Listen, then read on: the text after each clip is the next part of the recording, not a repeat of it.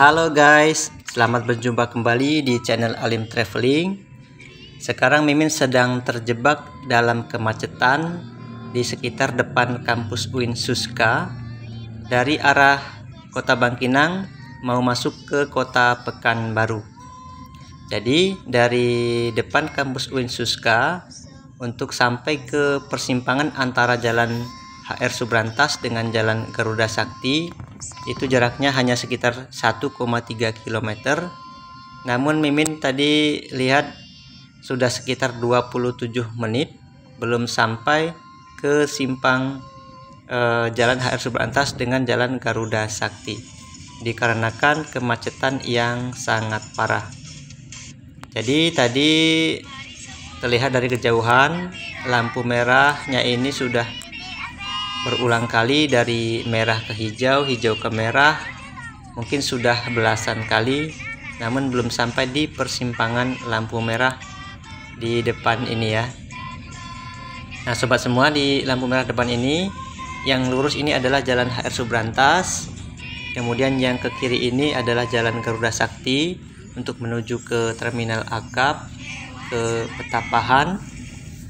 Kemudian yang ke kanan ini adalah Jalan Kubang Raya untuk menuju ke Kubang Raya, daerah Lipat Kain ataupun menuju ke Kota Teluk Wantan di Kabupaten Singingi. Sedangkan yang lurus ini ke depan ke arah timur untuk menuju ke pusat kota Pekanbaru.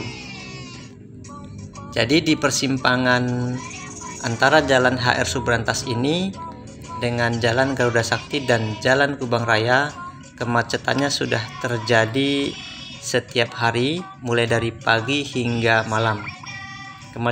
Kemacetannya ini terjadi bukan hanya di waktu tertentu, tapi sudah bisa dibilang sepanjang waktu dan setiap hari. Sepertinya di sini sudah selayaknya dibangun flyover baru yang lurus di Jalan HR Subrantas ini, sehingga dapat mengurai kemacetan, terutama yang di pagi hari yang sangat parah ya, kalau jam masuk anak sekolah ataupun jam pergi orang kerja, kemudian sebaliknya di siang dan sore pulang sekolah dan orang pulang kerja, kemacetannya lebih parah dari yang sekarang ini sobat ya. Kira-kira cocokkah di sini dibangun flyover baru? Silahkan berikan komentar di bawah ya sobat.